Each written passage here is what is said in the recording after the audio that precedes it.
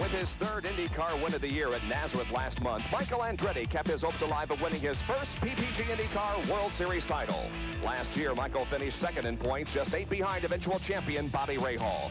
Today, the series moves to Laguna Seca Raceway in picturesque Monterey, California, with Andretti 25 points behind Rahal. We're not giving up. You know, we have 2 more left, and if we can do what we did here, I think we'll still be in good shape. Dublin, Ohio is Bobby's hometown, but he loves to come to Laguna Seca Raceway. I guess if Mid-Ohio is my home track, this is my home away from home track. The odds for a Rahal win today are in his favor. His victory last year was his 3rd straight on the 1.9-mile road course. He and his wife, Debbie, are hoping for the first back-to-back championship since 1982. But there's another story that's stolen the headlines, the debut of the Porsche IndyCar. Porsche North American Sports Director Al Holbert is overseeing the operation, and this year's Indy 500 champion Al Unser is behind the wheel. Rahal and Michael Andretti, and the Porsche in its maiden voyage on the shores of the Pacific Ocean in Central California.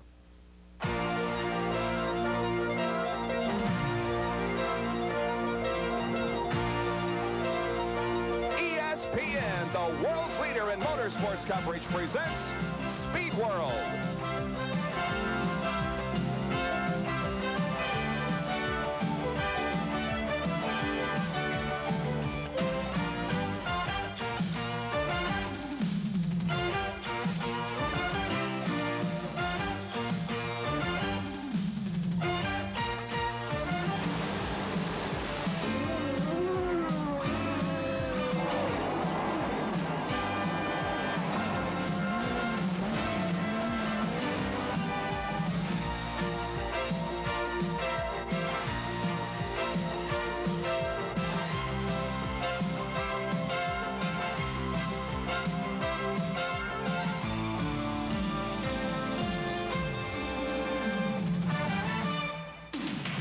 We welcome you to Laguna Seca Raceway in Monterey, California for the Champion Sparkplug 300-kilometer IndyCar race. It's a beautiful day here. The temperature is 74 degrees and just a few scattered clouds. Good afternoon, everybody. I'm Bob Jenkins, and welcome to Laguna Seca, California. Several stories have developed this weekend. The most important, of course, is the fact that Bobby Rahal can clinch the 1987 PPG IndyCar World Series title with a good finish here today. But Michael Andretti is right behind and also wants to walk off with that title.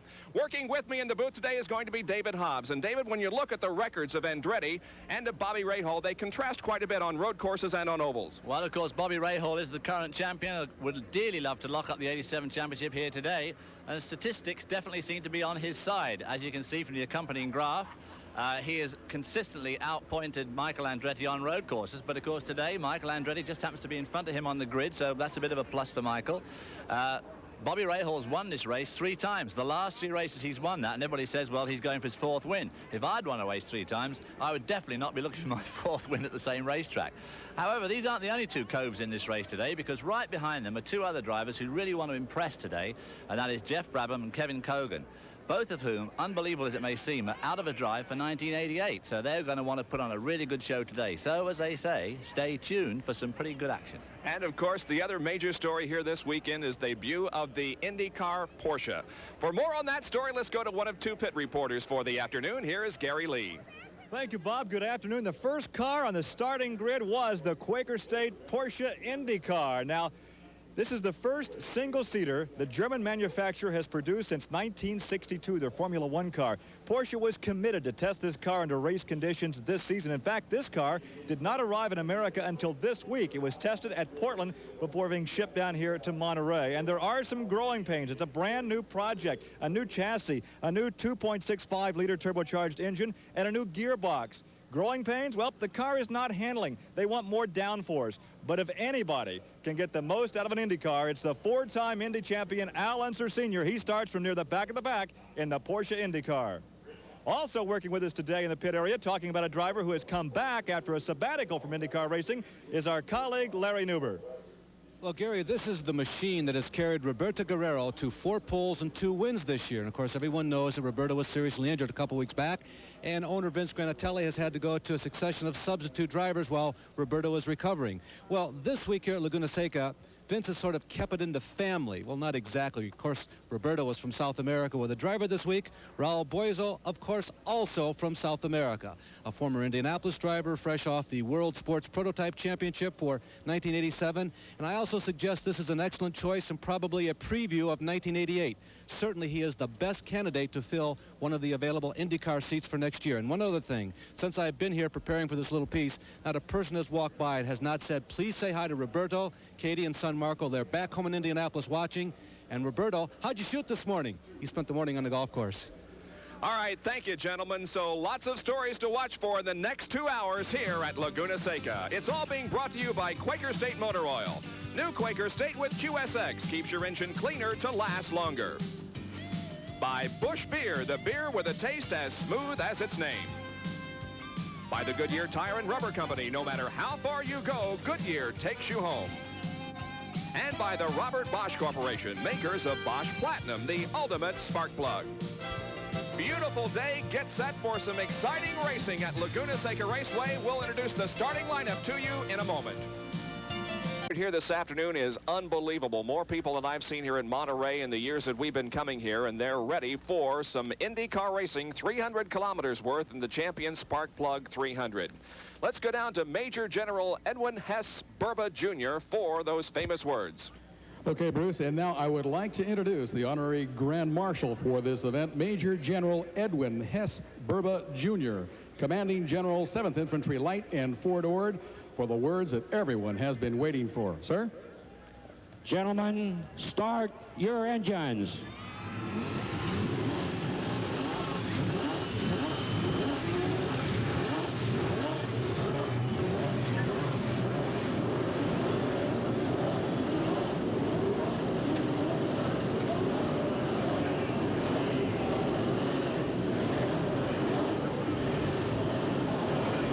24 men have gathered here to race on the Laguna Seca course, 1.9 miles in length. That green car you see in the background, numbered 6, is the Porsche. There is Jose Garza, who is ready in his Machinist Union car. And as a matter of fact, all the drivers are in their cars and set to go as the engines have been started. Here now is the starting lineup for today's IndyCar race at Laguna Seca Raceway, 24 strong. On the pole from Nazareth, Pennsylvania will be Mario Andretti in the number 5 Hanna Auto Wash Lola. He qualified at 129.237. Outside will be his son, Michael Andretti, in car 18, the Quaco STP March at 128.9. Then in row number 2, it'll be Bobby Rahal from Dublin, Ohio, in the Budweiser True Sports Lola car number 1. Outside of that second row will be Danny Sullivan in the Miller American March car number 3. In row number 3, Jeff Brabham in the Team Valvoline Special March car number 15. To his outside will be Kevin Cogan in car number 7, the Patrick Racing March, qualifying at 126.5.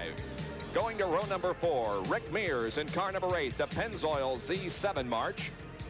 Beginning in 8th position will be Al Unser Jr. in the Domino's Pizza March car number 30, qualifying at 125.981.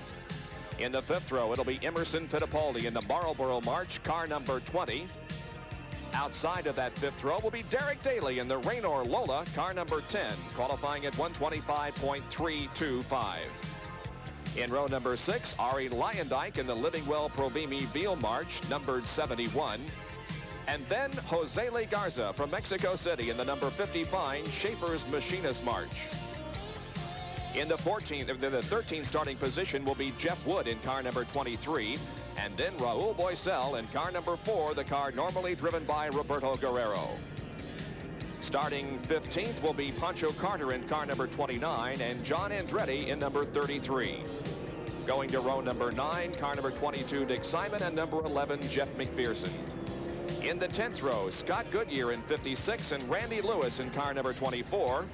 In the 11th row, the Porsche, driven by Al Unser and Dale Coyne in car number 19. Then in row number 12 will be Johnny Rutherford in car number 21 and Ludwig Heimrath Jr. in number 12. Now, Rutherford is on the back row because he crashed in the late afternoon practice yesterday, and Ludwig Heimrath Jr. is substituting for Fabrizio Barbaza, who received an eye injury earlier today. Well, as we said, this is a 1.9-mile road course, and David Hobbs, our colleague in the booth, has raced on it many times. Here's a description of Laguna Seca Raceway. There you see the layout of the Laguna Seca Raceway. For a road course, it's relatively short, 1.9 miles, but very, very high average speed, over 125 miles an hour. And here's Jeff Brabham and his Valvoline Honda engine car going to give us a quick run around there. Over turn 1, a brow, down to turn 2. In the races, will be pretty well flat out. And as they accelerate out of 2 to 3, these cars will be reaching about 175 miles an hour. Turn 3, this one they've just gone through, if they get it right, is almost flat out. Up to turn 4.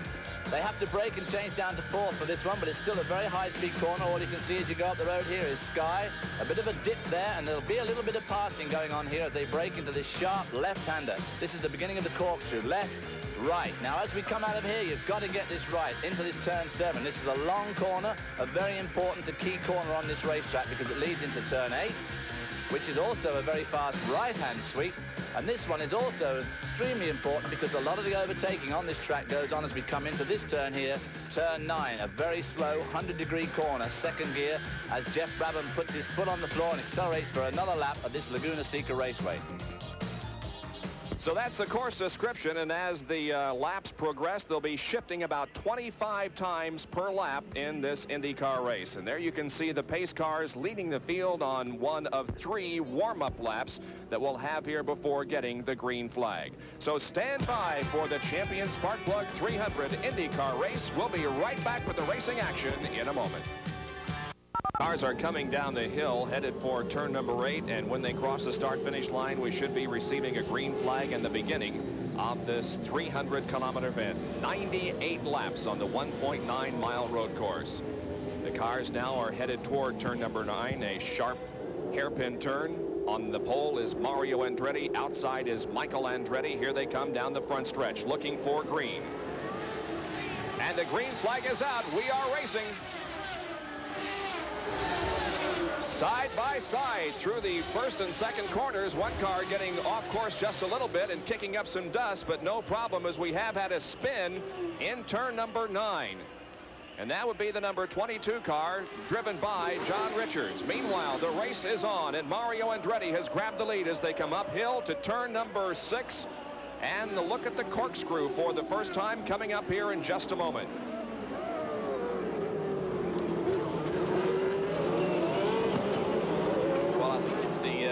The kid ahead. Michael indeed has grabbed the lead. Got a very substantial lead there. He really outdueled his dad going through those very, very fast turns 1, 2, and 3. And I mean, he just stuck right to his guns, even though he was on the outside of turn 2, and snatched the lead off his father. That's Mario running in second, followed by Bobby Rahal, and then Danny Sullivan as the number 30 car driven by Al Unser Jr. has been able to pass Kevin Kogan.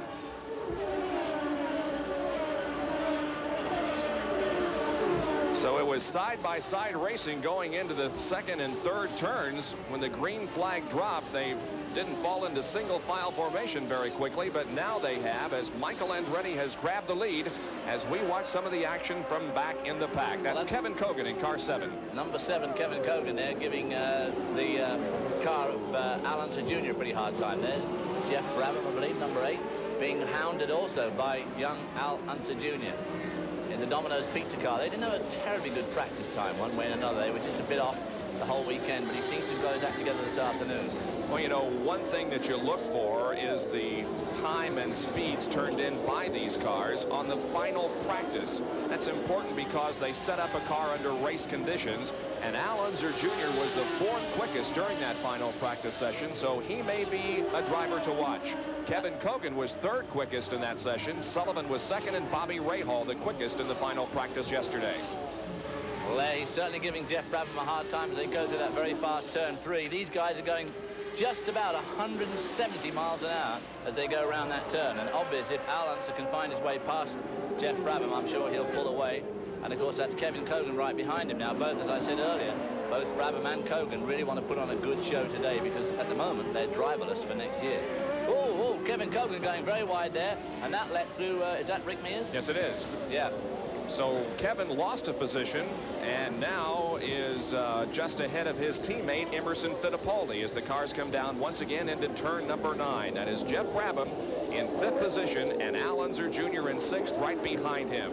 Now we have an in-car camera inside Jeff Brabham's car, and there it is as he comes across the finish line headed uphill slightly to turn 1. Down into turn 2 here. Jeff just doing something to his eye there, to his helmet. Maybe he's got a bit of a problem with his visor or something. He's putting his arm up there all the time.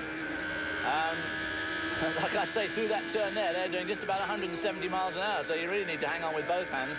But he's obviously got some sort of a problem because he keeps on doing something to his visor. A very stiff elevation change here, going from the front stretch up to this portion of the racetrack, the corkscrew. There's a tremendous elevation change. And of course, same here as they go down to this turn 7. Now, this is a very important, it's a long corner. Up a shift there, probably down again here for 8. Through 8. I said in the early part that they use second gear at turn 9. Of course, they actually use first gear here. So they go right to the gearbox as they come up past the pits here. And as you can see, they get pretty close to that wall. Jeff Brabham's obviously got some sort of a problem with his visor, and that's the sort of thing that can really spoil a race day for you. Well, he seems to be adjusting it every opportunity he gets. When he hasn't got both hands on the wheel, he raises that right hand and adjusts the visor.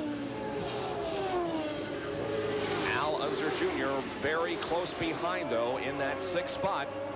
Oh, Al Unser using a lot of road there. Maybe Al's got a bit of understeer. Now, of course, following Jeff Brabham's car through that turn, he'll be losing a lot of aerodynamic help, too, at that high speed. And if you race right under the wing of the car in front, obviously your downforce is affected quite considerably. And these cars do develop a lot of downforce. Going through that corner at 170 miles an hour, these cars are developing about 2,500 pounds of downforce. So as you can see, if you take half that downforce away, it makes a serious difference to the handling of the car. It's a very narrow racetrack here at Laguna Seca, and opportunities to pass aren't all that frequent. Now, we have seen a lot of passing down in turn number 9 as a driver will try to outbrake another. And believe it or not, one of the other places that a lot of passing occurs is up at the top of the hill as they go into the corkscrew. And despite the fact that corkscrew is one of the weirdest corners in all of racing here in the United States, they often pass going into it. Now, they're coming uphill headed for it right now, and in this area right here is where a lot of passing will be seen during the course of today's race. Let's go to Gary Lee, who can refresh us on what's going on with Jeff Brabham and the possibility of a problem with his visor. Gary? Well, there's some concern down here because apparently on the helmet there is a screw on either side. One screw on the right side has come out, so this part of the helmet is allowing the visor to pull away. They were looking for a spare helmet in the hauler. They can't find Jeff's second helmet, so he may have to come in and have this portion of the helmet taped down so this will not fly out with the wind. So we'll watch for that as the race progresses. But Jeff Brabham, as we go back inside his car with our in-car camera, is having no problems. But you can see he's constantly up there on the right side of his helmet trying to make adjustments. Well, of course, this is absolutely disastrous for Jeff Brabham because this is the last place in the world you want to keep holding your hand to the side of your head. As you can see, this is not a one-handed circuit by any means. The lead, meanwhile, stays at about 1.5 seconds. And there we see Michael Andretti, who is in the lead. And he's approaching the slower traffic already. That is the number 12 car, which is being driven in a late driver change by Ludwig Heimrand. Michael Andretti coming into the pits. That's the place where he enters, and indeed he is. Michael Andretti, the leader, for some unexplained reason, is coming toward the pits, and the word is that the engine has quit on the car. Well, that's terribly disappointing for Michael Andretti. It's obviously disappointing for all of us as well. And of course, if Bobby Rahal just finishes this race now, it doesn't matter whether he finishes dead last, he will have locked up the 1987 championship. You can see the frustration on the heart of Michael Andretti as he pounds on the steering wheel. They take the bonnet off the engine and go inside to try to find out what has occurred to Michael Andretti. Let's go to Gary Lee. Well, they're saying now it may be a fuel management problem in the Craco number 18. Obviously, disaster at this point. As another car is slowing on the front straightaway, that appears to be the Porsche. Is slowing on the main straightaway. All kinds of mechanical problems early in this race. Look at Michael Andretti, just absolutely furious with himself. And there is the Porsche. The Quaker State Porsche, driven by Al Unser, is coming to a stop on the main straightaway. Well, of course, the Porsche is the car that everybody thought would just come in and absolutely dominate IndyCar racing, just as they have done in sports car racing. But of course, IndyCar racing is a very different state of health to sports car racing, and I don't think they're going to dominate this sort of racing, at least for a long time yet. It's going to take them a lot of time to get that car sorted out, but they will. I mean, Porsche are very, very committed, if nothing else, to racing. So not a very good beginning for the Porsche, but it is the beginning at least. Now, there is Mario Andretti, who now has taken over as leader of this race. In second position is Bobby Rahal, and third is Danny Sullivan. There they are, running very close together on the racetrack. So Michael Andretti leaves the first 7 laps of this race, but relinquish it to his father, Mario Andretti, as Michael sits in the pit area. We're back at Laguna Seca, where Mario Andretti is leading this 300-kilometer IndyCar race. His son Michael led the first 7 circuits, but then came in with a spark plug problem. They tried to get him back out onto the race car. Of course, however, the car has stalled once again at the exit of pit road, and it appears as if Michael Andretti's chances of winning this race and his hopes of winning a PPG title are now gone. Let's go to Larry Newber. Well, Bob, the first information that Gary got apparently was correct. They're thinking it's a fuel management or a fuel pickup problem. Right after the car went out on the course, it stalled again. Now we're looking at the Porsche car that has stalled for the second time. We are guessing electronics. That's what it seems like for this car. Now, obviously, Alonso Sr. wants to stay out. He had an option of going behind the pit wall or back onto pit road. He made a hard right-hander. Now he's coasting back toward the pit stall, and Alonso Sr. wants to keep racing. Well, the Porsche really had performed well. It did not perform fast this weekend as it started in the next to the last row, but nevertheless, they had very few mechanical problems in their practice and qualifying sessions, but something has gone wrong here in the race itself. Now, Danny Sullivan has moved into second position. Mario Andretti dropping Bobby Rahal back to third. Fourth is Jeff Brabham, followed by Al Unser Jr., then Kevin Kogan, Rick Mears, Emerson Fittipaldi, Jose Legarza, and 10th is Derek Daly. There's Danny Sullivan, though, currently in second.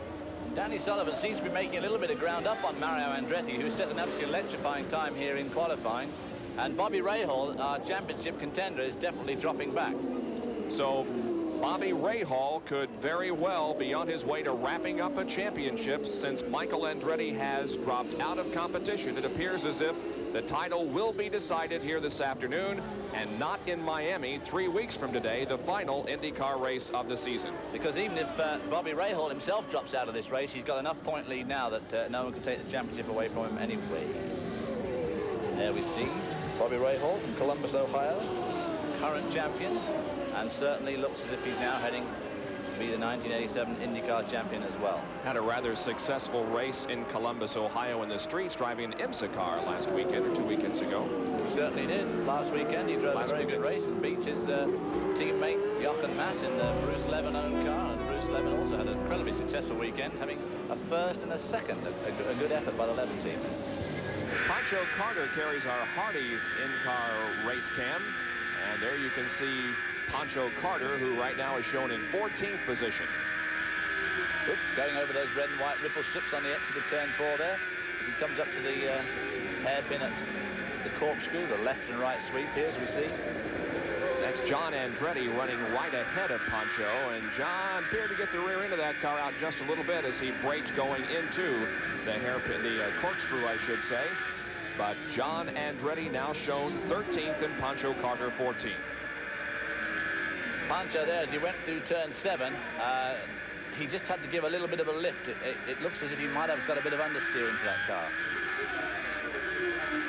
Good pictures from our in-car camera, though. Showing that beautiful blue sky with a little bit of light scattered cloud there. It's a tremendous day for a race today, as we see Pancho Carter going through 2 and 3. There's John Andretti just in front of him. Oh, John Andretti using a lot of road there, more than he should be. So that'll give Pancho Carter a bit of hope for taking away another position. And he's now right up on the rear wing of the Andretti car. And by the way, while we watch John Andretti, we'll tell you that Michael Andretti is still in the pit area. They are, however, replacing the spark box on that car in hopes of getting Michael back out there. Now John pulling well away from Pancho Carter as John Andretti got through that corkscrew in fine shape. He certainly did. I think he must have, that bobble going through turn 3 probably just slowed him up just enough to give Pancho Carter some hope to get to him. But he certainly went better through the corkscrew. Pancho Carter, oh, we have a problem as Dale Coyne has gone off course. He was racing with a couple of others and just got the right side wheels off the course as they came down the hill out of turn number 7. But Dale Coyne, or rather that's going uphill into turn number 5. Yeah, I think Dale Coyne was coming around turn 3 to lose it there and get onto the dirt and not hit it. I think he's a pretty lucky lad, actually. Dale Coyne, of course, has got the only engine out here, a stock block V8. So it sounds very different to these other machines. Dale was the slowest qualifier at 110.556 miles an hour. He didn't start on the back row because Johnny Rutherford, who started his backup car, and also Ludwig Heimrath Jr., substituting for Fabrizio Barbaza, did start on the last row. There we see the race for 4th, 5th, 6th, and 7th, and Jeff Brabham seems to have pulled out a little bit on these two pursuers. Let's go back and look at the incident involving Dale Coyne once again. Oh, he got squeezed. He got squeezed out there by Jeff Brabham. Jeff Brabham going down the inside there. Ooh, Jeff Brabham's a bit of a lucky boy as well. That gave Alonso Jr. a chance to catch up with Jeff Brabham. That's one of the troubles with having cars with such a tremendous speed differential on a track like this. It's very difficult to pass here, and Jeff Brabham was bound and determined to get past Dale Coyne as they went into turn 3, but it was a bit of a fraught moment. You know, there's about, let's see, 16 miles an hour difference between Dale Coyne's qualifying speed and Jeff Brabham, so there is indeed a big separation. Gary Lee is with Al Holbert to give us information on the Porsche. Al, you want to test the car in a race situation. Obviously, you can't test the car in the pit area. What's the problem? It appears we've got a water leak out of the water pump. It's not determined whether it's the engine itself or just the pump, but it can't be repaired. Obviously very frustrating, very disappointing, but I know for you, you said earlier you'd love to be in a driving suit out here today in this race car and not just the manager of this program. Well, we have the best guy to do it right now, and Al's done a wonderful job for us for a Quaker State car, and that's unfortunate. We wanted to run every lap. We've run 140 laps of practice, which is probably more than anyone else, and the idea was to test, but we just have to do it again. Well, we'll try to get Al, if we can get from one Al to another Al. Al Unser? Al? We can step over here and collect him before he runs away from us. Al? Well, obviously a lot of Al, can we catch you here?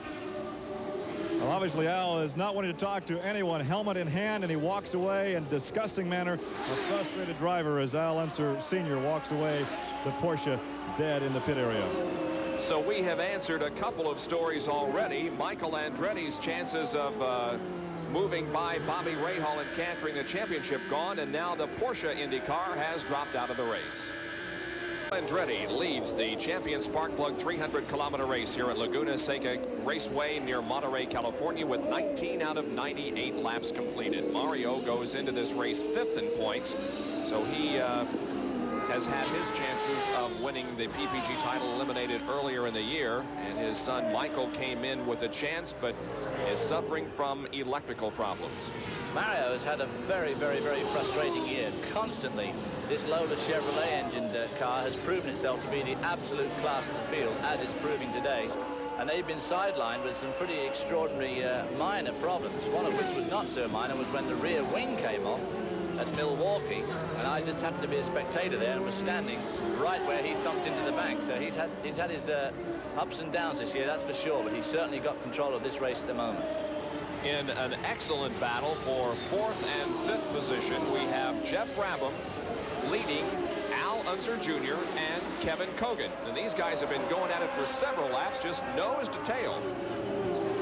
They certainly have, and Jeff's obviously got that problem with his visor, which we've already, and there's some smoke coming off the front wheels of old Jeff as he breaks into the corner. Now they've got a problem, they've got a back mark, and Kogan just tries to sneak down the inside, has to run up on the curb, and that will allow, oh, that's Michael Andretti, who's obviously out of contention, but he's out back in the race again.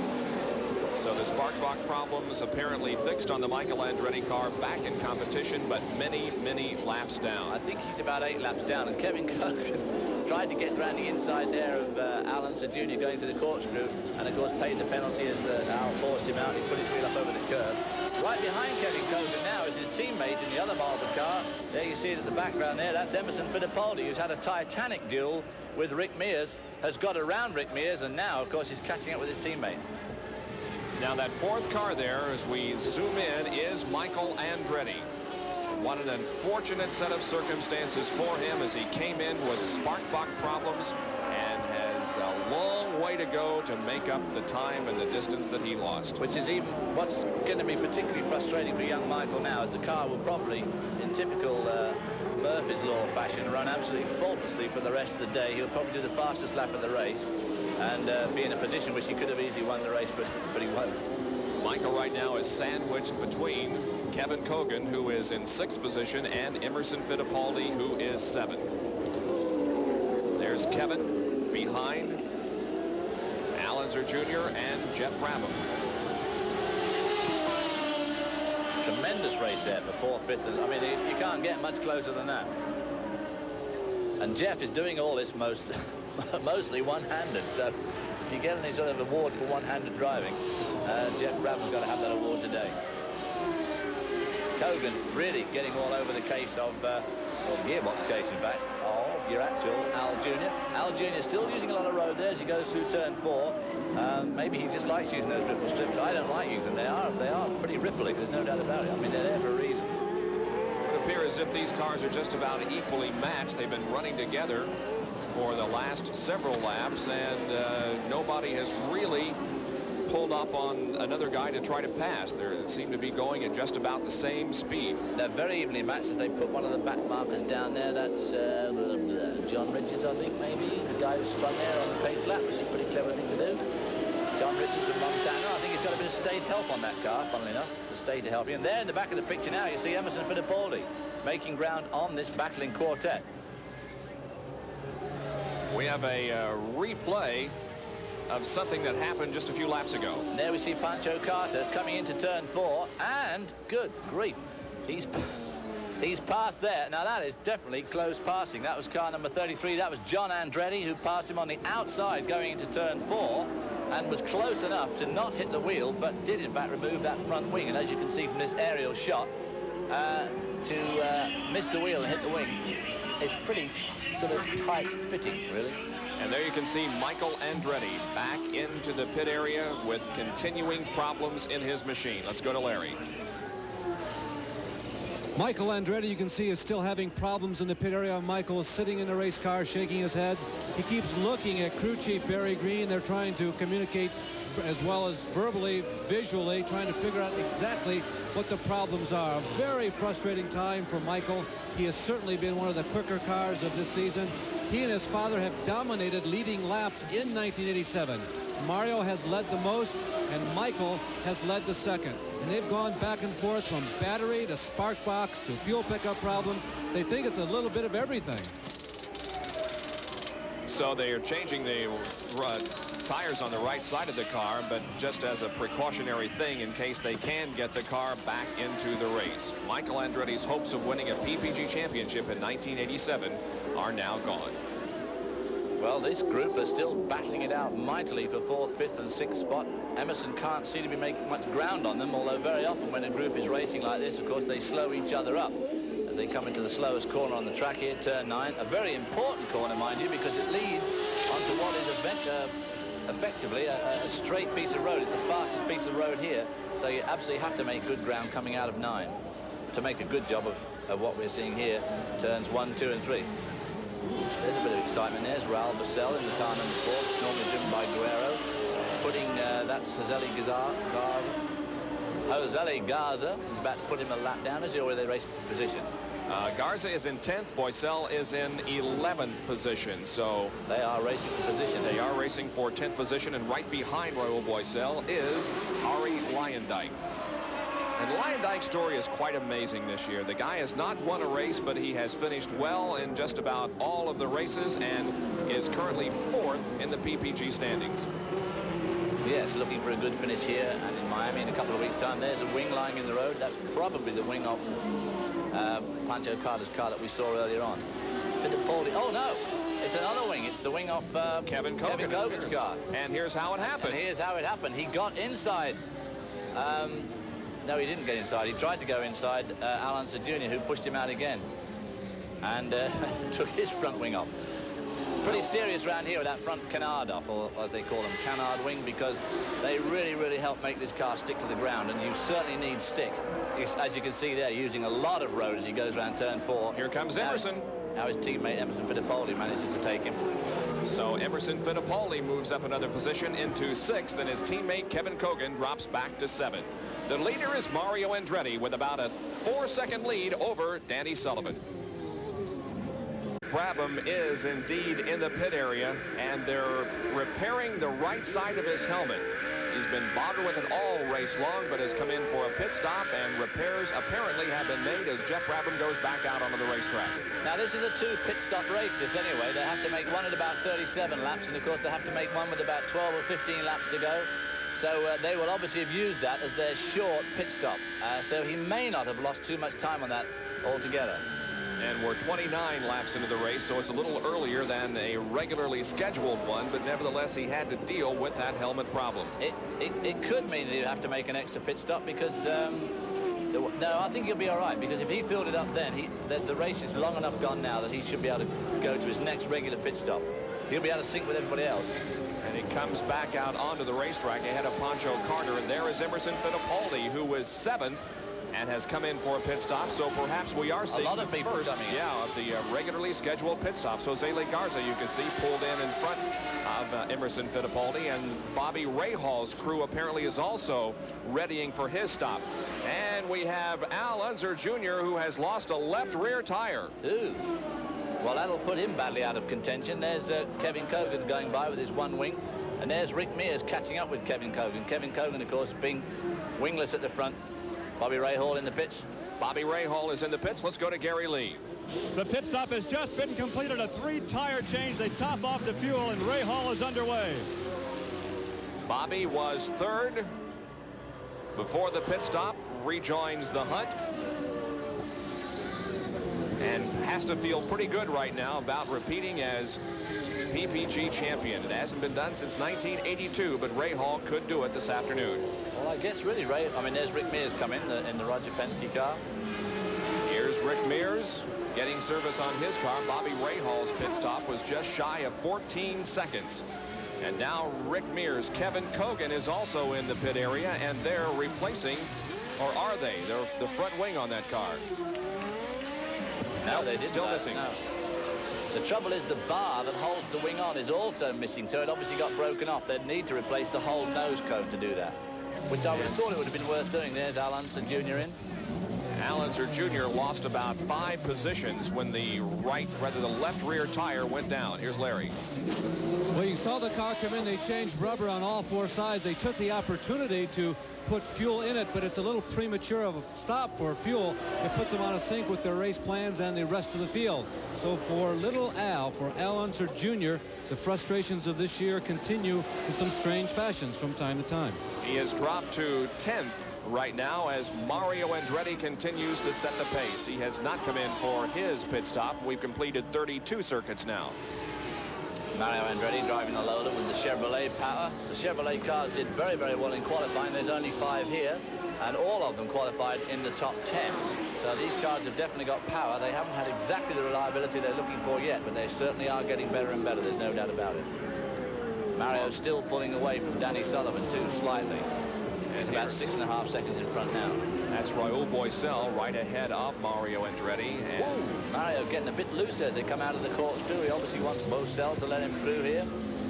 Raul is the current world champion in world sports car racing in Europe. Drove the Jaguar Works car and has clinched the world championship for 1987. So he's obviously pretty happy, and we expect to see him on a regular basis in 1988 over here in IndyCar racing, and possibly doing IMSA as well for Jaguar.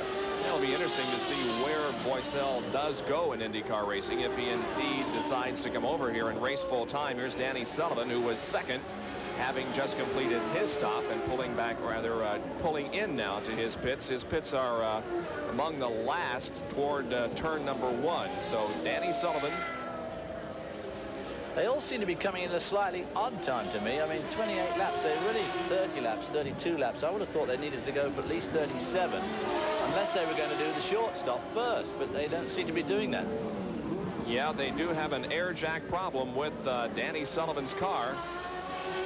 turning that into a long stop, which is the last thing you need on a short lap like this. Going to be a much slower stop than usual. Now the work is completed and Sullivan goes back out onto the racetrack, but it's almost a 30-second pit stop compared with about 14 for everybody else. And as it's only a 55-second lap, in fact, here comes Mario Andretti past the pits now, so he's only now about 15 to 20 seconds behind Danny Sullivan. And there is Raul Boisel, who is in the STP car, normally driven by Roberto Guerrero, and we want to say our hellos to Roberto and wish him a speedy recovery and anticipate he is being back with us in IndyCar racing sometime next year. He certainly seems to be making very good progress, which is incredibly good news for everybody concerned.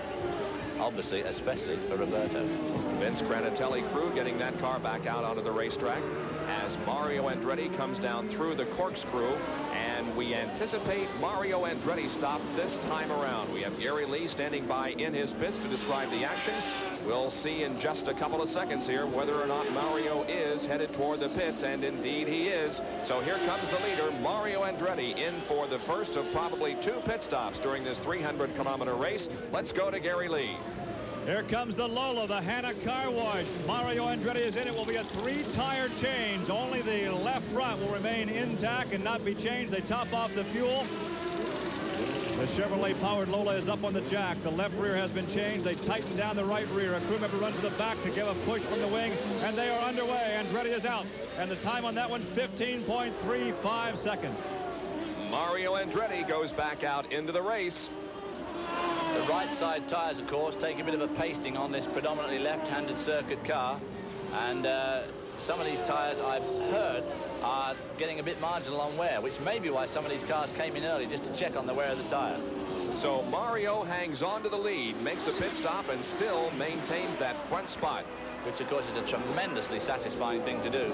Great for him, of course, and obviously a good show for the team to do such a quick stop, but that really puts you in a strong position. If you can have a pit stop and still hang on to the lead on a short circuit like this, I mean, that is money in the bank, it really is. Without question, the strongest car at this point in the race. Mario Andretti leads this 300-kilometer event as Bobby Rahal now is second, Danny Sullivan third, then Jeff Brabham and John Andretti. We'll be right back. Bob Jenkins along with David Hobbs, Gary Lee, and Larry Newber back at Laguna Seca Raceway near Monterey, California. For this 300-kilometer IndyCar event, we have completed 37 out of 98 laps, and the leader is Mario Andretti by about 18 seconds over Bobby Rahal and about 21-second advantage over Danny Sullivan. We mentioned at the top of the show that the crowd here is unbelievable. It's the largest crowd I've ever seen here, and word from the Highway Patrol is when this race started about 45 minutes ago, traffic was backed up for 8 miles. So there are a lot of people that are going to miss this event simply because of traffic problems. Oh dear, I was going to catch a plane 10 minutes after this race was over. I don't understand it. I think we could probably settle back and wait for the evening to draw upon us before we start to get out of here, because it's going to be a mass exodus. There's just part of the crowd gathered here in what can only be described as beautiful weather. Perfect race day for the drivers and the spectators. Not too hot and humid, and just great visibility. The track's in really, really good shape, so it's a lovely day to race. While his dad leads, Michael Andretti is out of the race. Here's Gary Lee. Michael, I recall so vividly a year ago at Phoenix when we talked to you after leading the race, losing the engine. The disappointment was in your face. It's the same disappointment we see right now. Can you verbalize your emotions? Very, very disappointed. I think we had this race in the bag. The car was just fantastic. I was just really laying back and taking care of my tires and not taking anything out of the car. I think we would have had it no problem. Did you ever determine what the problem really was? I think it's an alternator. Well, you can hear the emotion in his voice as he sees his title chase end here at Laguna Seca. Last year, he lost the championship in Miami. This year, he loses it at Laguna Seca. Now, here's our pit stop summary. Mario Andretti came in the lead and went out in the lead. Danny Sullivan went from second to third. Bobby Rahal, third to second. Jeff Brabham maintained his fourth place, and Rick Mears went from 8th to 5th. Yes, poor old Mike Andretti. It's a bit of a tough day, but I mean, he's got to learn that racing is an incredibly frustrating sport. He is very young, and he has had a meteoric rise to the top So he's got plenty of time to win championships and win races, but still very, very disappointing for him. As we saw his father, Mario, who's really got a lock on this race, lapped Rick Mears, who in fact qualified very well for Rick on a road course. Rick Mears and road courses are not generally known as great pals, but he qualified very, very well yesterday, qualified in 7th. But to show you the speed of this man here, Mario Andretti, he's already lapped him. And with that pass, there are now only 4 cars on the lead lap as Rick Mears falls a lap down. The 4 cars are Andretti, Rahal, Sullivan, and Jeff Brabham. So indeed he is making a shambles of this event here in the first half. Derek Daly is into the pit area, and it appears to be more than just a routine stop for Derek also. He is getting some adjustments made to his visor and helmet, so at least 2 drivers have had that problem here in the early stages of this race. He was running 16th when he came in for this stop. Well, that's a bit distressing. And mind you, Derek Daly, well. Now in the car stalls. Trying to get it started again. It appears it has a little bit of power, and yes, Derek now begins to move ever so slowly out of pit road. Looks a bit like he's stuck in the wrong gear, maybe. No, he's going well now. Well, Bobby Rahal's crew has just let him know by the pit board that Michael Andretti is out of the race. And as we watch the leader, Mario Andretti, if you were in that position, David, would it affect you? Would you kind of back off and just go for the championship, or would you race to the end? Well, he can do both, can't he? Because he's got the championship now, whatever happens. Even if he drops out, he's still won the championship. So, in a way, he can go for broke now and try and win the race. And the Hardy's race cam from inside Pancho Carter's car. You can see how Mario in front of Pancho is just pulling away from him. That Chevy engine and the Lola chassis working well for Mario Andretti. I was watching him through this turn here, turn 9 onto the pit straight there the other day, and he was just absolutely the class of the field. He had that car set up, he turned into that corner, he didn't do any. Everybody else comes in, gives a bit of a dab on the throttle, the front picks up, gives a bit of a push to the outside. Mario just turned in and put his foot on the gas and just screamed up the straight. Was picking up time even on a really slow corner like that. So he's got this car really, really well dialed in. Well, let's go to Gary Lee, who is with True Sports race director Steve Horn. Steve Horn, I am not even involved in this team, but I can feel the lessening of the pressure down here once you guys found out that Michael Andretti was out. Apparently the championship is now yours. How does that change your strategy for this race? Well, I don't really think it changes our strategy because I guess unbeknown to Michael, we've had a problem with Bobby lost first gear on a 5th lap, and so we're a little concerned ourselves about our position, but obviously I think it's a great tribute to this team and to Bobby to win it 2 years in a row. You think Andretti right now, meaning Mario, is simply trying to bury the field again? Well, Mario, obviously, you know, he just wants to win races, and so do we, but I think unless something happens to Mario, we're going to end up where we are right now. You'd let Mario win this battle and you'll take the war.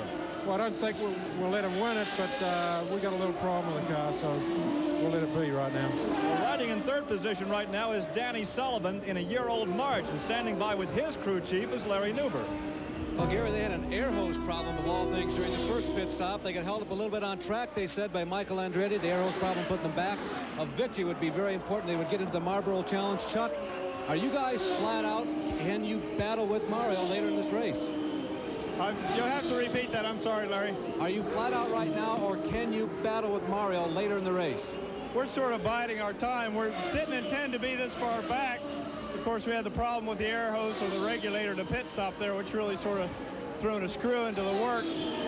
We don't want to push it too hard. We've heard there's some problems with Mario's engine, so we're just running a comfortable pace and hoping for the best. We're not nearly where we want to be. Despite losing the ground, then, you pretty much still are where you want to be at this point in the race. It's just 20 seconds behind where we want to be, but other than that, we're happy with the car and everything else. Well, Bob and David, I can tell you that his driver is doing better than he did. This is a guy who ran into the back of me in my rental car on the way into the track this morning. But don't tell Avis. There's Danny Sullivan, and now the battle for second is heating up pretty well, David. There is Danny Sullivan, but just ahead of him is Bobby Rahal. Now, Derek Daly was between the two, but Danny has passed Derek, and now nobody between second and third, Rahal and Danny Sullivan. Actually, I'm not surprised to to hear he lost first, because when Danny Sullivan first passed Bobby Rahal, he did it down at that turn 9, and Rahal looked slow through 9, which obviously he would be if he's going around there in second, and he really wants to go through in first. So it'll be interesting to see if Danny Sullivan can wind him in here. Well, Chuck Sprague referred to the fact that he hears that Mario Andretti has a problem with the engine. There is certainly no evidence of that right now, as he has about a 20-second lead over Rahal, Sullivan, Brabham, and Mears. Back at Laguna Seca, where Mario Andretti leads the champion Spark Plug 300 by about 18, almost 19 seconds over Bobby Rahal. Just to recap for you, Michael Andretti is out of the race, and thus the championship for 1987 in IndyCars goes to Bobby Rahal, and the Porsche didn't last very long, as it has dropped out of competition with what appears to be a water pump problem. Those two of the stories that we were watching closely, but this is now the story that we watch. It's the battle for second, Bobby Rahal and Danny Sullivan. A pretty good race going on there, but obviously Bobby Rahal, you can't tell on his performance today, because he's got this championship locked up. He could either really go for broke to try and win the race, because it really wouldn't matter if he dropped out. On the other hand, of course, he'd like to really sock it to the rest of the competitors by scoring as many points as he possibly can. And Raul Boesel is right ahead of Bobby Rahal and Danny Sullivan, but Boesel is a lap down and is shown at the moment in 7th spot, as Rahal looks to the inside now of Boesel at the top of the corkscrew coming downhill. We'll see if Bobby and Danny Sullivan can pass Boesel.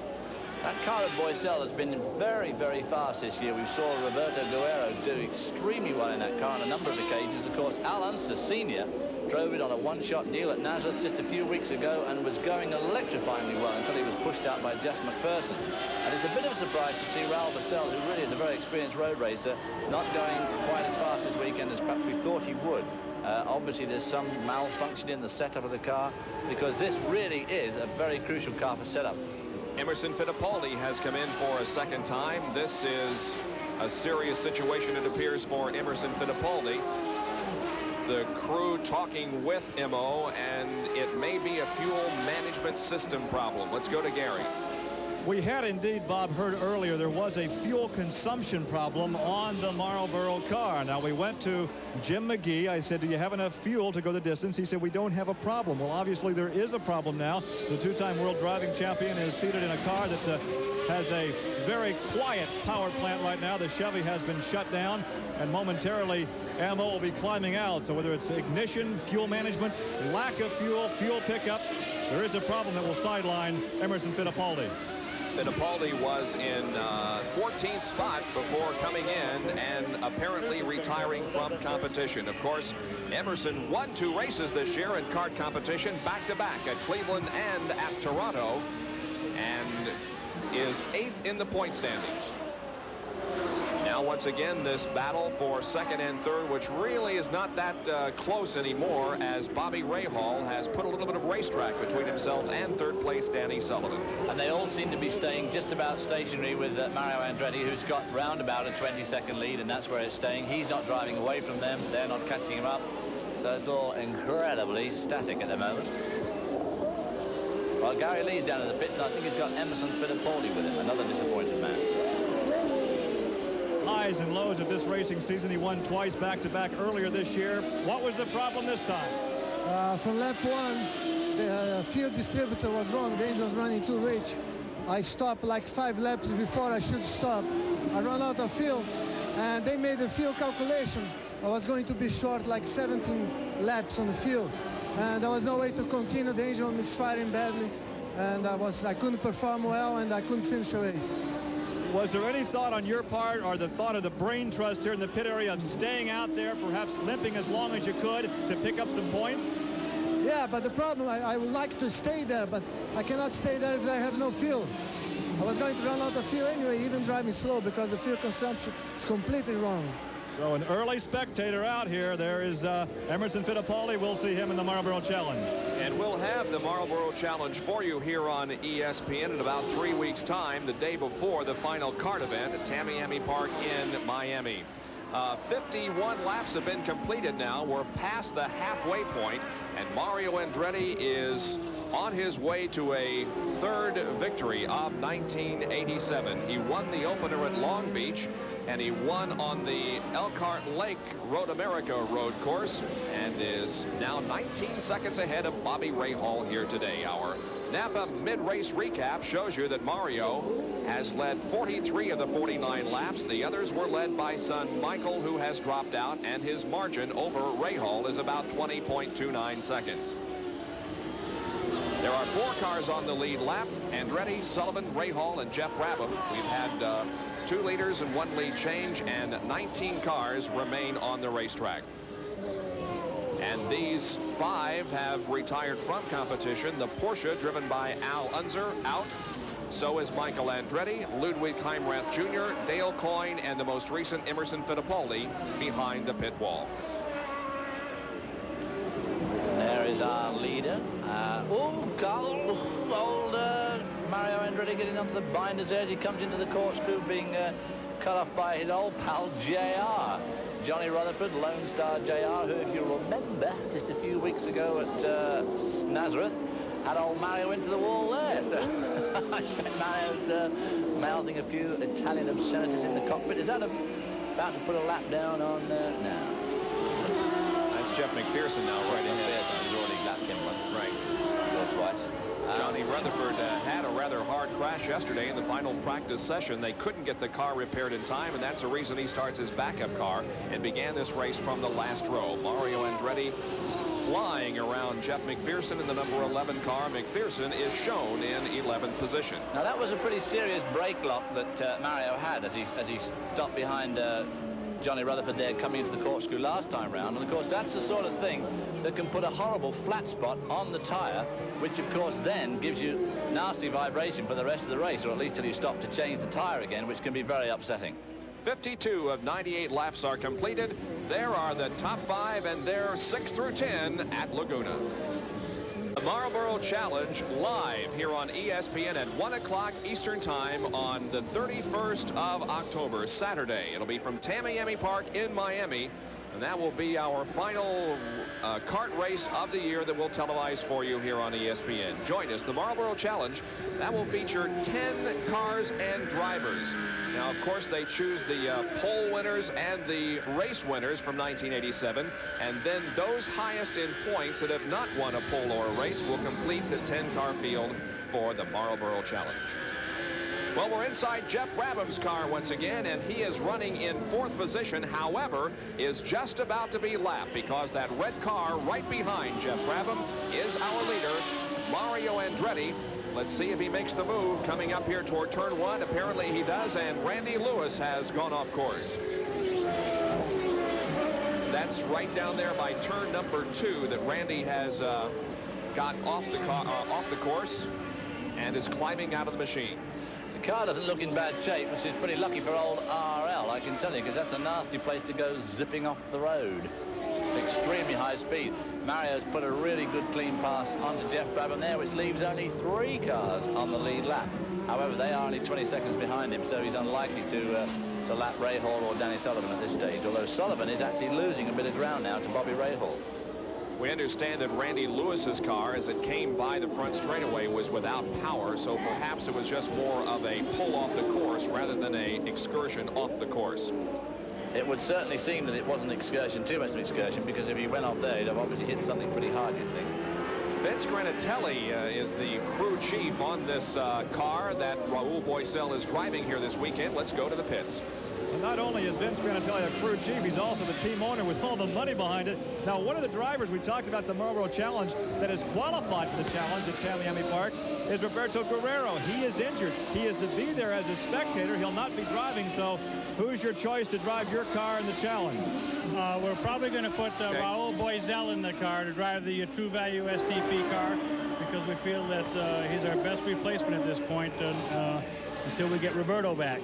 But as a car owner, though, you've covered all the bases because you thought maybe your driver would have a chance to win this race today, and for that reason, you bought another kart membership. If we can win this race today, then we'll have qualified 2 cars for the Marlboro Challenge, and Roberto's car will be one of them, and this car that we're running today will be the 2nd car.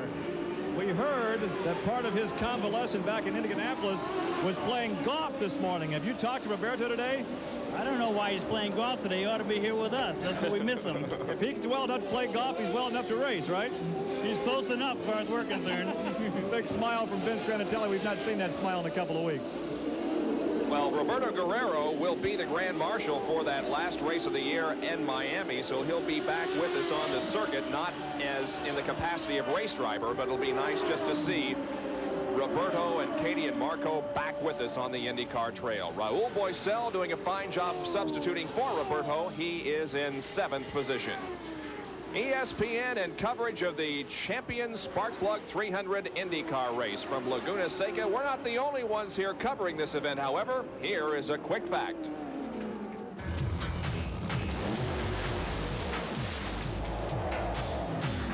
Quick facts are brought to you by new Quaker State with QSX. Keeps your engine cleaner to last longer. For you race fans and ESPN viewers in particular, this is where it all happens. This is where the live images of all the races that you see are put together here in the truck control room on site at the track. These pictures are then sent via satellite into your living rooms. These pictures are seen nationwide and very often around the world. The people at ESPN are not the only ones taking pictures here this weekend. Photojournalist David Hudson from Kansas City also attends every race. He takes still pictures. It's because of David's work that people around the world see the color and glamour of IndyCar racing in newspapers and magazines. Our friend Derek Daly is 14th. The leader is Mario Andretti, and his advantage over Bobby Ray Hall is about 21 seconds, and the advantage over third place Danny Sullivan, 22 seconds. Those are the only 3 cars on the lead lap. We'll be right back after this. Thursday night, the 15th of October, live here on ESPN at 10:30 p.m. Eastern Time. The Boston Bruins against the Los Angeles Kings as we continue our coverage of the National Hockey League. It's the first of 5, at least 5, early season late night games scheduled to increase the West Coast prime time programming. So join us for the Bruins and the Kings on Thursday. Now here you can see some heavy duty equipment that is in place and ready to go to work as soon as this race is over in some new construction that will be done here at Laguna. They're going to make kind of a dog leg that increases the length of this track, and I guess one of the reasons that being thought of is the possibility of bringing a Formula One race here to this course. Well, the owners here seem to be very keen, or Scramp, which actually are not the owners here are the county. Scramp is a voluntary group that run this race course, and they're hoping to bring Formula One motorcycle racing and Formula One racing here. And of course, to do that, they have to have a slightly longer racetrack. There's Kevin Kogan, who entered the pits in 8th position. You can see the front wing on the right side of the car missing, and the word we got from the crew was that they were not going to change or correct the situation there on the front wing unless there was a full course yellow. But it appears as if Kevin Kogan is suffering some major mechanical problems that is forcing the crew now to take the engine cover off and examine further the engine compartment. When he was going past here the last 2 or 3 laps, the engine has sounded very, very rough, and of course they made a pretty slack stop there. They weren't in any rush to do it. Here's our second place, Bobby Rahal, in for his second pit stop of the afternoon. We're on lap number 65, so we got 33 more laps to go, and that should be enough to carry Rahal the rest of the way. And it's a pretty quick stop for Bobby as he roars off once again. There is Rick Mears, the 5th place car, in for his second stop of the afternoon. It's going to be a good stop for Rick also as they tighten the left front, and Rick goes back into competition.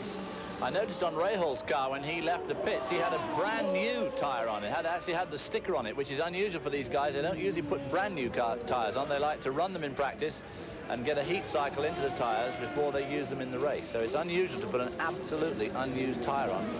Ari Lyondike is 8th. He's in the pits, and so is Jeff Brabham, who is carrying our in-car camera, and Jeff remains in 4th position, but he is not on the lead lap. Having his helmet attended to again, too. Sticking that visor down again with a piece of blue tape to match the... It's a long pit stop, and it's also going to be a long pit stop for Pancho Carter as he has stall that car. They're backing up into his pit. Meanwhile, Jeff Brabham, the car that was right ahead of Pancho Carter, is back out on course. There we see him going through turn 2, just picking up speed again. One of the reasons, of course, they don't put brand new tires on these cars, and when I say brand, I mean unused tires at all, is because they do change size. And it's as well to find all that sort of thing out in practice. Well, Carter is having all kinds of problems getting out of the pit area because this is the second time that he's killed the car, and they once again back him up and put the starter in. Now, we don't know what's wrong. Of course, he may be stuck in the wrong gear. He may be stuck in, say, 3rd or 4th gear, in which case he can't accelerate very well. Here's our second place driver, Danny Sullivan, in for a stop, and Larry Nuber is right there.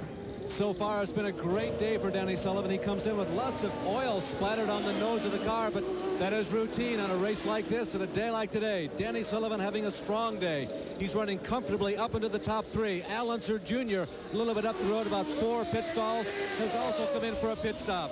They're changing the left side rubber, now to, rather the right side rubber, now to the left side rubber. Remember, he got out of sync a few laps ago. Little Al's chances for victory do not look good here today. There is Al Unser Jr., who has gotten everything tightened up and is back in competition. Let's go to Gary Lee for this call of the Mario Andretti stop, and there may be a problem. Be a stop per se, and yeah, it's a stop, but he's not going back out at least immediately. The engine is dead. There is no power from the Chevrolet, and that would put Bobby Rahal back up with a chance to win his 4th in a row. Andretti is climbing out. The day is over for Mario Andretti, who had totally dominated this race.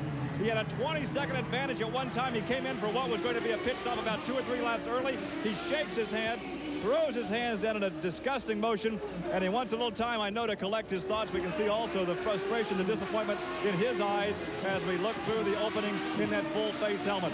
The crew was prepared for his second and last pit stop. He was scheduled to come in about 2 or 3 laps. He really caught the crew by surprise when he came in, but the power was off in the Chevrolet. Mario Andretti has got to be saying, let's get this year over with and go on to 1988. It has been a very frequent scenario with Mario Andretti dominating a race until the latter stages when he drops out of competition. That is the situation here at Laguna Seca. Mario Andretti is out. Michael was one of the first out, but the race continues, and we'll be right back at Laguna Seca, and the lead now goes to Bobby Rahal as Mario Andretti has dropped out of the race. And now he has about a 3 or 4 second lead on Danny Sullivan. So Bobby Rahal is on his way to his 4th consecutive win on this racetrack. Don't keep saying it. You said Mario Andretti was going to win about 5 minutes ago. I was just about to have cardiac arrest then. This scenario, I mean, look at him getting held up here badly by the Brabham car.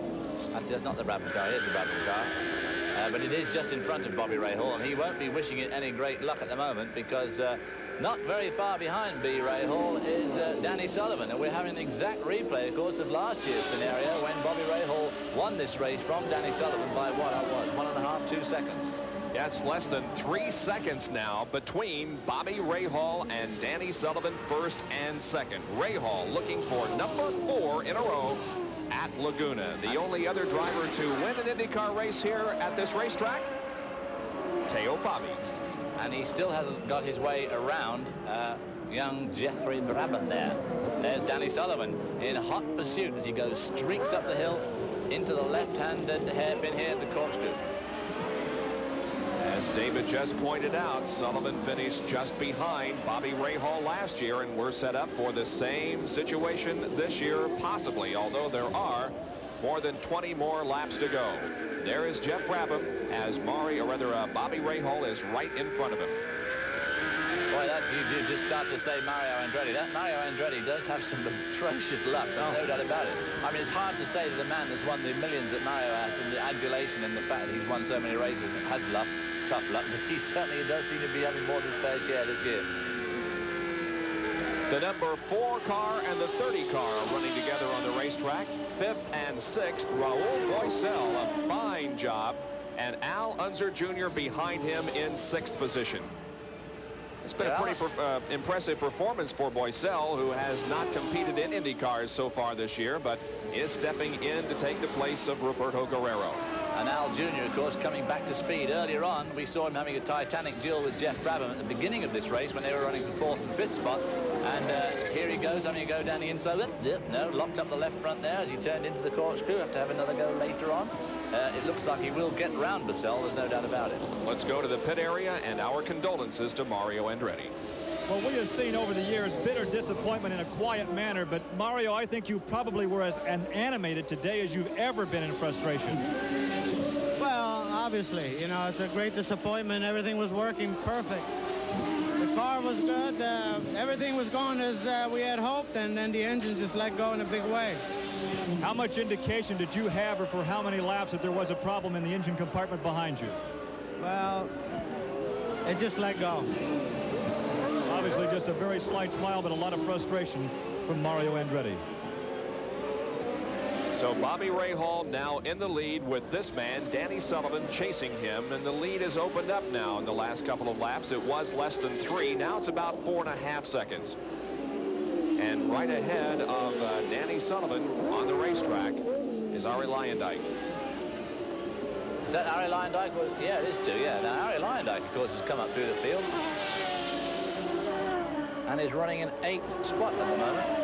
Luyendyk most likely, in fact almost certainly, will be in the Marlboro Challenge because he is highest in points among the non-winners.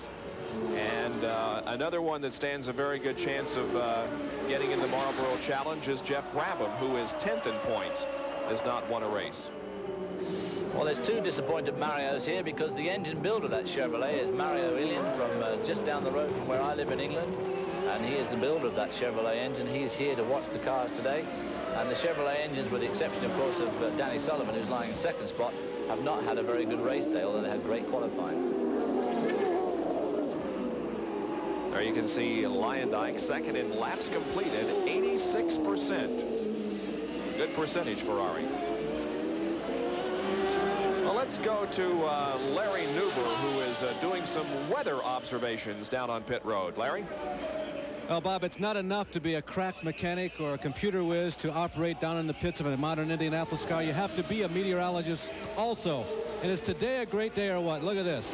Here is the relative humidity, 50%. Can it be more pleasant? The temperature is 72 degrees. I know that's what I like to sleep in.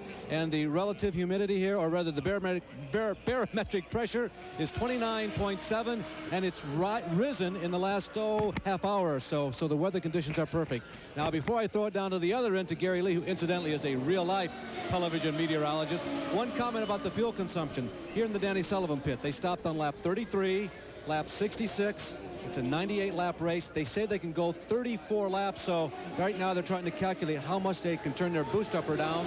They're not so sure about Rahal. He may be a little closer than these guys. Gary? Well, Larry, I don't need all those instruments to tell us we've got a beautiful day here. We talked earlier about the pleasant surprise we've had from the recovery of Roberto Guerrero from very serious head injuries. We're also pleasantly surprised to tell you right here, Johnny Parsons is walking around this weekend without crutches after suffering some very serious injuries to the lower extremities in practice at the Indianapolis Motor Speedway. JP, it's nice to see you without the crutches. How's the progress? I've come along real good, Gary. It's good to be seen without the crutches. Feeling better every day. Back in a race car when? Hopefully we'll be back in something by the end of November, maybe testing, if not racing. You know, you drivers have an uncanny ability to come back from an injury faster than anybody else. There was some talk early on after your injury at the Speedway in Indianapolis that you might not be walking for a long, long time, and racing would be really tough for you. You've surprised a lot of people. Well, I guess I was just in good shape, Gary, and had some good company, and the Lord was really helping us in the healing process. We feel real good. It's come along good. Better than the doctors expected, really. We're glad to have you with us. We'll see you back in a race car real soon. It's good to be out. We'll be back soon. Nice big smile from Johnny Parsons. All right, thank you, guys. Bobby Rahal has won the PPG IndyCar World Series title for 1987. That occurred earlier in the race when Michael Andretti dropped out. The question is, can Rahal hang on to his lead and win 4 consecutive events here at Laguna Seca? His lead over Sullivan is just about 7 seconds. Live next Sunday here on ESPN at 3:20 in the afternoon Eastern Time, the Formula One race from Mexico. And of course, they're looking to wrap up the championship in that series also. If Nelson Piquet can win, he'll become the world driving champion. But of course, Mansell and Prost and Senna are also right in the thick of the points battle. Jackie Stewart, Peter Warren, John Bizignano for you at the Formula One race of Mexico, live next Sunday at 3:20 Eastern Time. Well, look who's just walked in the door. Jackie, what do you think about next week's race in Mexico? Well, Davey, I think it's got a good chance of young, what's his name, winning the championship in his Honda-powered car, because he's done so very well this year, and he's going to dust off Nigel Mansell. And I see you got a bit of a problem here with Derek Daly from Ireland there. David, you have me scared. Another Gaelic man there pulling off. Now he's going down the hill now. Is he going to go into the pits, or is everything all right? No, he's going to go in the pits. Hang on, he's going to go in the pits. And there's Danny Sullivan in second. I'll come back to you, Davey, and to Bobby there. Wee Bobby. He's so tall, isn't he, Bobby? You stand next to him in the commentary and you feel like a little twit. I mean, you're only 3 foot tall. He's about 8 foot tall. I mean, I'm going to stand on the box next time we do it. Thank you, Jackie, very much. Now go to Mexico, and we'll see you next Sunday. Well, Rahal is really opening up the gap now. It's up to almost 9 seconds. It's been a steady progression. At one point, it was less than 3, about 2.7, but now it's up to 8.92 seconds. So Bobby Rahal is pulling away from Danny Sullivan. And Sullivan is the only other car on the lead lap. Then Jeff Brabham, Rick Mears, and Raul Boesel. Well, the pressure was great when Bobby Rahal came here this weekend, not only to win the race, but to wrap up the championship. And we asked Rahal, do you put any pressure on yourself? No, you know, like last year, you know, when we had a chance for 3 in a row. I mean, yeah, that's wonderful if you can do it, but let's face it, the odds are pretty slim that you can do that. And, you know, I just went out to try to win the race, and I think my attitude is the same this year. We're gonna do everything we can to win this motor race, and if we do that, then we'll win 4 in a row. Then we'll win the championship. You know, all the other things will take care of themselves. But I'm more concerned with winning this race, not worrying about the championship. Well, he already has won the championship, and now the question is, can he win the race? With 81 laps completed, we're less than 20 from the finish. Bobby Rahal, if he wins this afternoon, will establish the 5th win for Lola of 1987. Mario has won twice, and Bobby has won twice with the Lola and could make it 3 today. We're watching the interval here between first and second. There is Danny Sullivan coming down the hill, headed for turn number 8, but it's about 8 seconds. And there is Roger Penske, Danny Sullivan's car owner, who is watching from the pit area and hoping that Danny can somehow pull off a win. Flashing his gold Rolex there to the waiting, the adoring crowds. There's Rick Mears, his second car. And Rick is 4th. Rick's having a very good day out there today. And obviously this will do the fortunes of the Penske team. Of course, Penske next year, they're going to run a new car. Nigel Bennett, who was the designer on Mario Andretti's car, has left and is already back in England working on a new chassis for Roger Penske, because Roger Penske's not a quitter, and he definitely wants to see a Penske-built car right up there. Both of his drivers at the moment are using last year's Lolas, and obviously holding their end up pretty well, too. Well, Roger had high hopes coming into the 87 season about the PC-16, but it just didn't work out. And now he's hoping that the new Penske car will be more successful. Let's go to Larry, who's with Roger. Well, Roger, as you guys explained, is trying to keep track of both cars. Roger, any feelings about Danny? Now, he seems to be slipping back a little bit from Bobby, but maybe Bobby can't go the distance. Well, I'm really not following that car that close. I'm watching Rick. We're catching Brabham here a little bit.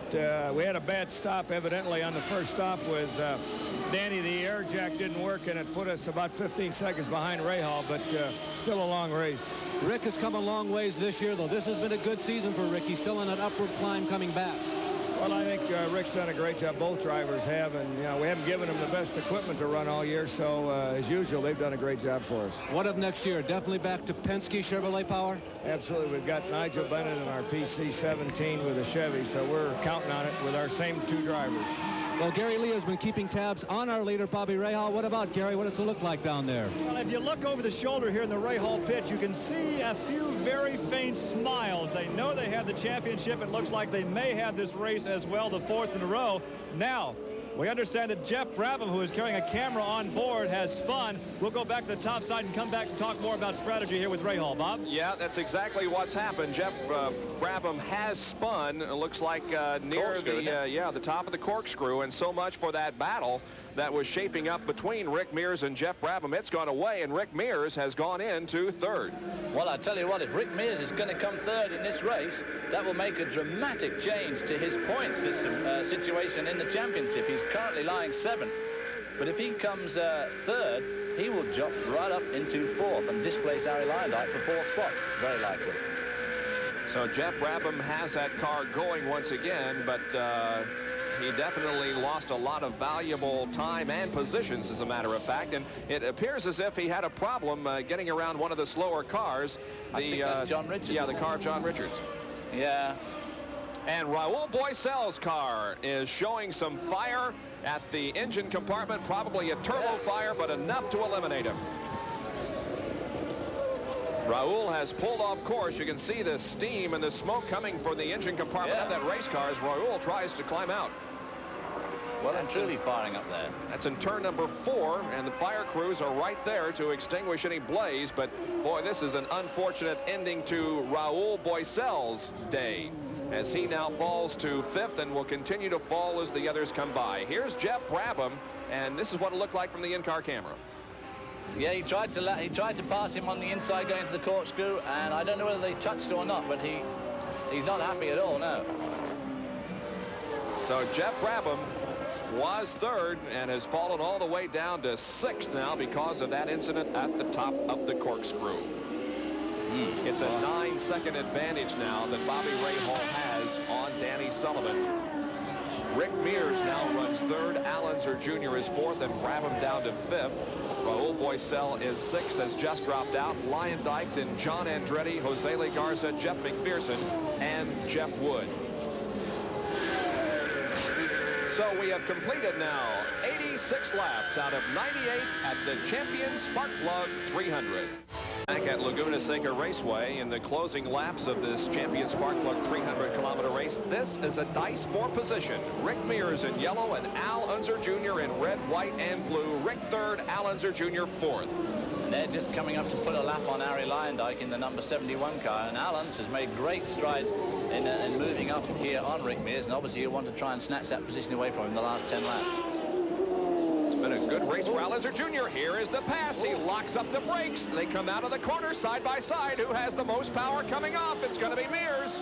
Well, of course, see, that's one of the problems with overtaking people into tight corners like that, is you get yourself horribly offline, and the guy who's taking the more relaxed wide line can come off the corner better. So it's something you've really got to get right. Now, no, hang on a minute. Maybe Al Unser's having a problem. He seems to have dropped right back. Well, and Rick Mears getting the wheel off the edge, thinking that Al Unser's right behind him because he hasn't looked yet to see he's not. It appeared as if Al Unser Jr.'s car hesitated there coming off the corner that allowed Rick to go so far ahead, and I don't think he is nearly as fast as he was just a few minutes ago. Now, here we're going to see a replay of the pass, or the attempted pass. They come into that 9. This is the place where I was saying people are going to make a lot of passing efforts. And Al Unser Jr. slips down the inside of Rick Mears, who's got a wide line there. He's taking the correct line to go through the corner fast. And now, of course, Al Unser is really pinned in there tight to the apex. And as they unwind, Rick Mears has got more road, and he's got a freer line. And, of course, as they stand on the gas, he's got a slightly better chance of accelerating. But I'm not sure that, in fact, Al Unser didn't have some sort of a problem with his car. And Al Unser Sr., the driver of the Porsche, who dropped out very, very early in this race, is with our Larry Nuber. Certainly it was one of the headline stories up today. Right now, Al's watching son Al Jr. out there racing. I know it was a frustrating weekend. Well, what about your thoughts just off the top of your head? Well, it was a hard weekend. It's one of those weeks that you wonder why it all happens. But, you know, when you take a new car like this and a new team, and you start out like we did, it's going to be hard. It doesn't make any difference, and that's what makes racing so great as it is the good times versus the bad times. Al, at once I was admiring the fact they started out with a clean sheet of paper. That was not a clone of a Lola or a March, but on the other hand, they did a lot of things that are almost revolutionary. Do you have a feel, did they go the wrong direction, or is it just a matter of finding the right setup? Well, I think somewhat they've gone the wrong way. Now, whether they have or not, I'm not a designer and I'm not an aerodynamics man or anything else, so I really can't say. In other words, the car should have, I think, been a little bit better out of their box. Well, Al's going to spend the rest of the afternoon watching Al Jr. We're going to keep our eyes on Rahal, see if he can hold on for this victory. Obviously not going to drive the ball again, huh? You do not say things like that about our car. Well, Al Unser Jr. is in 4th position at the moment, but the lead continues to be held by Bobby Rahal, and the advantage over 2nd place Danny Sullivan is 14.5 seconds. 93 laps completed, 5 more to go in the Laguna Seca 300 champion spark plug race, as Bobby Rahal has things in hand. Danny Sullivan 2nd, Mears is 3rd, followed by Al Unser Jr. and Jeff Brabham. Let's go to Gary Lee. If you've noticed in the pit stops, Bobby Rahal has stopped 2 or 3, maybe 4 laps earlier than the other competitors. We asked Steve Horn if this dictated a problem in fuel management. He said, no, the pit area is very tight. We want a clean pit, so we pit early. So obviously, the next question was, do you have enough fuel then to go the distance? He said, yeah, we're in good shape. So it looks like the national title and perhaps one more victory here at Laguna Seca for the man from Ohio, Bobby Rahal. It will be Bobby Rahal's 3rd victory of 1987, should he hang on for the next 4 laps. And Johnny Rutherford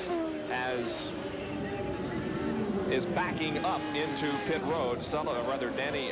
Johnny Rutherford has been running very slowly on the racetrack the last few laps, and it appears as if the engine just completely hand grenaded there.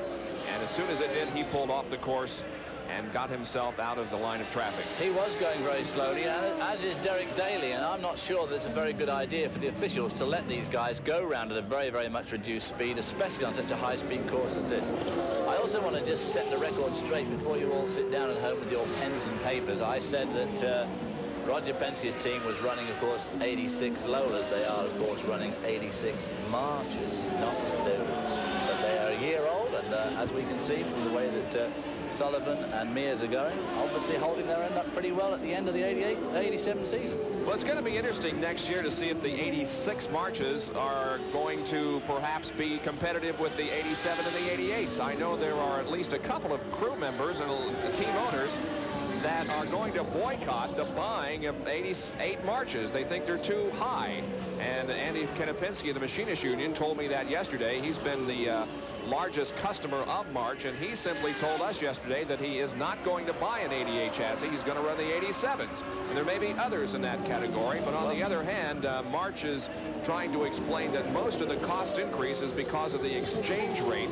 A 9% increase in the industrial index in England, plus the value of the pound versus the dollar. Well, because when you're talking about pounds and dollars and rates of exchange, you've got to remember that a chassis from March, less the engine, this does not include the engine, so it won't actually go unless you push it across the workshop floor, costs $250,000. And, of course, the cost of a Cosworth engine is also going up. There is Danny Sullivan, who's in 2nd, but it's a 20-second interval now between 1st and 2nd. Sullivan with a fine ride, and Rick Mears, his teammate, also with a good performance today. They're 2nd and 3rd for Roger Penske. I think that possibly the fuel consumption gremlin has got to Danny Sullivan with the Chevrolet engine, and the Cosworth of Bobby Rahal's must be just a little bit more fuel efficient, and I would say that Sullivan's probably turned the boost down just a little bit. There are still 14 cars out there. 10 have dropped out of competition. Bobby Rahal looking for win number 3 of the year and win number 4 here at Laguna Seca. His other 2 victories in 1987 have come at Portland and at the Meadowlands. Well, any man that can win 4 races in the same circuit on the trot, I think I'd better go and sleep in his broom cupboard or something for a bit and try and get... I mean, that is incredibly fortunate, whichever way you look at it. And this time around, Bobby Rahal should be receiving the white flag. 96 are complete, and now lap 97 should go into the books. There is the white flag, and Bobby Rahal is on his last circuit of this 1.9-mile road course. The Dublin, Ohio driver has come here and done what he had to do. He has won the 1987 PPG Championship. That occurred very early in the race when Michael Andretti experienced spark box problems that caused him to come into the pits. And also, he has come in here and won his 4th consecutive on this racetrack. Well, hasn't actually won it yet because he's got to get down to the flag. But I mean, it looks pretty good. It looks pretty good at the moment. From where we sit, it looks good. I don't know what happened to Al Jr. He made that one passing attempt at Rick Mears at the hairpin, which didn't come off, and he's dropped back a little bit since. I think maybe he's got a gearbox problem. I don't know. And now here is Bobby Rahal in corner number 9, the final one. He can coast home to victory from here. Off the corner, and here's the checkered flag. Bobby Rahal wins the Champion Sparkplug 300 from Laguna Seca. A win in the race and a victory in the overall championship. Wife Debbie, and here comes Danny Sullivan, and he's going to finish 2nd. He comes off the corner. He also takes the checkered flag. Danny Sullivan finishes in 2nd, and the 3rd place finisher should be his teammate Rick Mears. Rick Mears coming to turn 9 now. There is Rick as he comes off corner number 9. So the Penske cars perform well, finishing 2nd and 3rd. Mears takes the checkered. Here is Bobby Rahal on the cool down lap. Victory lane will be a double celebration, a win in the race and PG championship. We'll be back for it right after this. Rahal and ESPN for that matter, indeed the champ for 1987, a victory here and the PPG IndyCar World Series title. There is Bobby with wife Debbie, and here is Larry Newber. Yeah, your timing is either very good or very bad, as Bobby is now making all the congratulations or receiving the congratulations from the crew, including Debbie. Bobby, this is the way. This is the way to win a championship, to go out in style winning a race, isn't it? Well, I'll tell you, I think we had a little bit of luck. Mario was running strong, but our first set of tires was our worst set. We decided we'd start out with that, and I had trouble getting into the first gear, and Danny got ahead of me. And but that first pit stop was fabulous. I mean, they got me ahead of Danny, and that set of tires was really good, and the 3rd set was even better, and just a great weekend for us. In the beginning stages, was it difficult to ignore the progress of Michael? I mean, you must have had your mind as Steve Horn comes in here. Congratulations from team leader and team driver. Back to the question about Michael again. Was it difficult to kind of keep your mind off him? You had to be keeping pace inside. Well, you know, the first lap, I mean, that's the worst start I've seen Mario ever get in my life. And you're behind him. But it was early, and I felt, you know, we were staying with him. Well, there was a lot of race left, and I wasn't going to go crazy at that point. It's, as I've said to people, Michael's a tremendous competitor, and I have a great deal of respect for him. He's a gentleman. I'm sure he's disappointed, and we've all been disappointed, but he'll have his chance. 2nd championship in a row. They don't come very often, 2 in a row. It must be a particularly gratifying feeling, particularly when you think back 10 years ago where you were. When I think back 10 years ago where I was, I'm amazed I'm even here, as you know, Larry, and it's magic. You know, I don't know if it's really sunk in.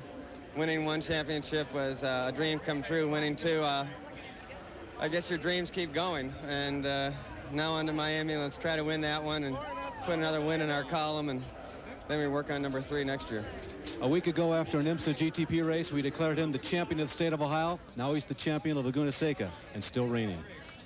The Portland race, Meadowlands, and Laguna Seca, the 3 wins for Bobby Rahal in 1987.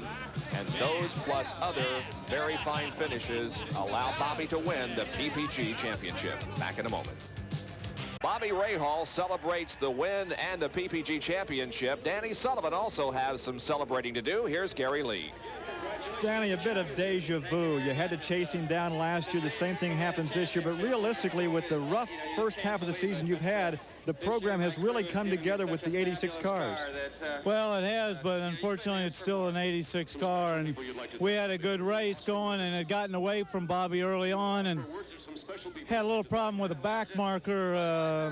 Little Andretti decided to block for his dad for a long time, and wasn't real pleased with that. And then we had a bum pit stop where we had an air hose problem and lost the pressure, and the car went back down. We had to get it back up with another hose. But even then, when I caught Bobby, I couldn't pass him. So we gave it our best shot. And then at the end, My oil temperature was about 275 degrees and it was supposed to be 80, so I decided I better back off a little bit. And take second place and let Bobby have it. You got it. All right, second is better than blowing it up and parking it. There he walks away. Second place, Danny Sullivan. Teammate Rick Mears did finish third, and then Al Unser Jr. and Jeff Brabham. So we will have more post-race comments from Laguna Seca Raceway after these messages. Once again, Bobby Rahal wins the race and the championship. Celebration continues in Victory Lane. We've talked to Bobby Rahal, the winner. We've talked to second place Danny Sullivan. Now let's move in and talk to the third place finisher, Rick Mears. Here's Larry Newberg. It's a very popular trio down here. I tell you, there's a lot of great response for everybody, and for Rick Mears, he's got to be particularly happy because the growth curve or the recovery, the comeback curve, whatever you want to call it, despite the problems with the chassis this year, which Roger said, so it's okay, we can talk about that. It's been a good season. It has been, really. You know, things have been coming together for us very well, and you know, I'm tickled to death. We've been able to, when we finish, we've been able to get up into the top 3 to 5, and you know, to be 7th, and I don't know where this put us in points now. After giving away the first 5 or 6 races of the season, I'm pretty happy with that. And I just, you know, again, I got to commend the crew and the good job they did, and they've made some great pit stops and got us up today, and we just hung in there. There was a time, because of those old injuries, that driving on a road course was tough. Continue to get easier every time? It is really. Right now, the feet don't bother me at all. You know, on a road course, they don't bother me a bit. Today we went in bouting a little, you know, bout of the flu, and I was pretty weak going into the race, and I really didn't figure I'd be able to run that strong. So I'm tickled to death to be where we're at. A long weekend for Rick, and he's got to consider that as a victory because 2 Penske cars, 86 chassis, and the 1987 champion up here in the victory stand. All right, thank you, guys. And the top 15 finishers, Rahal, Danny Sullivan, Rick Mears. 4th was Al Unser Jr., and Jeff Brabham was 5th. Placing 6th, Ari Leyendyke. 7th was John Andretti. He scored points in every race he's been in this year. Jose Legarza is 8th, Jeff McPherson 9th, and Jeff Wood finished 10th. Then 11 through 15, Scott Goodyear, Pancho Carter, John Richards, Derek Daly 14th, and Johnny Rutherford finished in 15th position. There were 14 cars on the track at the finish of the race. Now the points as we head for the final IndyCar race of the year. Bobby Rahal has 182, and he has clinched the championship. Michael Andretti second in points, then Roberto Guerrero. Ari Leyendyke is 4th without a victory this year, and Rick Mears has 92 points and is 5th in the point standings. David? Well, it was an impeccable race from Bobby Rahal. Everything worked perfectly. The team worked well. He worked well. They had their stroke of luck when Mario Andretti dropped out. And, of course, he continued that awful run of bad luck that he's had this year when being very, very dominant in so many races. He's just suddenly dropped by the wayside. So it was a bit of a bad day for Mario, but a great day for this guy. And, of course, as a resident of Columbus, Ohio, he's obviously awash with money now, so I'm expecting to see him down the old BMW store as soon as possible. Well, the next race we'll have for you here on ESPN, as far as Indy cars are concerned, will be the Marlboro Challenge. That will be on Saturday, October 31st, live from Tamiami Park at 1 o'clock, featuring the pole winners and the race winners and the top finishers in points. 10 cars in all in the Marlboro Challenge. Now, right after our auto racing here on ESPN this evening, it'll be NFL Primetime as we highlight all the games that were played today. Chris Berman, Tom Jackson, and Pete Axelm live following our auto racing. Well, the Champion Sparkplug 300 here at Laguna Seca Raceway has been brought to you by Budweiser, Beechwood Age for that clean, crisp taste. This Bud's for you. By Quaker State Motor Oil. New Quaker State with QSX keeps your engine cleaner to last longer. By Dodge Cars and Trucks. For performance on-road and off, it's gotta be a Dodge. And by the 20-mile-a-day comfort of Red Wing shoes and boots. Our thanks to everybody here at Laguna, Lee Moselle, the promoter, and the Sports Car Racing Association of the Monterey Peninsula, SCRAMP. Also our thanks to Hardee's and Valvoline for providing in-car coverage. For David Hobbs, Larry Newber, and Gary Lee, thanks for joining us. This is Bob.